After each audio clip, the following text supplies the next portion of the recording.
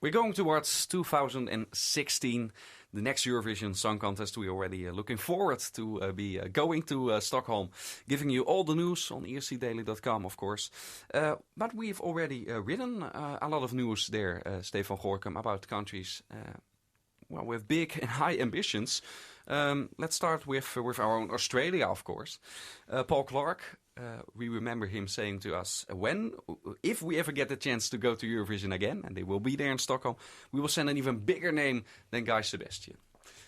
Yeah, when he said that, I was already looking forward to, 5 or 10 years from now when they would be there again, and then the news came that they were invited back for Stockholm.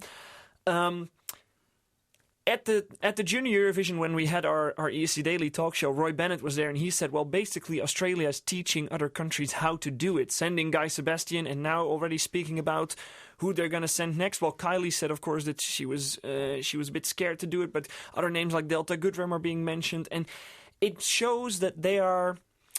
Maybe it's explainable, because if you've been waiting for 30 years... to be able to come into a competition, then the hunger is so deep that they want to do everything to give it their best, and they don't know how long they will be able to stay, but they will do everything, the chances that they will get, to win it. And it's becoming quite an interesting year, I guess, because they are not the only nation so far that has said we will send a big name. We have a very big name from Russia, a name that has been in the gossiping scene for a couple of years, and now he's actually going, Sergei Lazarev.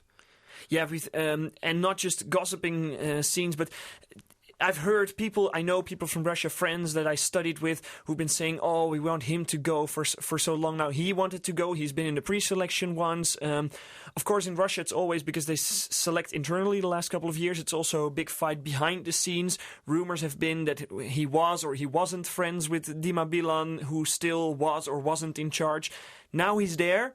One thing is for sure, he's a big name, not just in Russia, but in the region. People know him, and he has a lot of stage experience already, so he's gonna come up with something good. He, like Australia, has been waiting for a chance like this for so long. Denmark has Yes. won the last couple of times in Sweden, and also they say, we will bring Godfather in the production of our song, and we want to win it again. Which was really surprising to me, because we remember Copenhagen and all the financial troubles, the aftermath of that contest. And now they seem so eager to win it again. I was really surprised. Yeah, well, the head of delegation is, of course, not the mayor of Copenhagen. No. He's under a bit of pressure, I would say, because Denmark has had a good streak of results, and for a long time he probably had been rolling well and had been not criticized at all. Then last year didn't qualify for the final, and now something needs to happen. And people in Denmark also think that something needs to happen, because after the victory of Emily de Forest, things to go down this quickly created some kind of pressure, and he's responded to that by coming up with very big words, saying, well, it's in Sweden again. We always seem to win in Sweden, so we're going to go for that again. They need to come up with something really good now as well. And for Russia, we know Sergei Lazarev, so we know there is a reason to expect something really good. With Denmark, we know there's something in the, Godfather's in the selection committee, and he's, of course, he brings some know-how to the selection.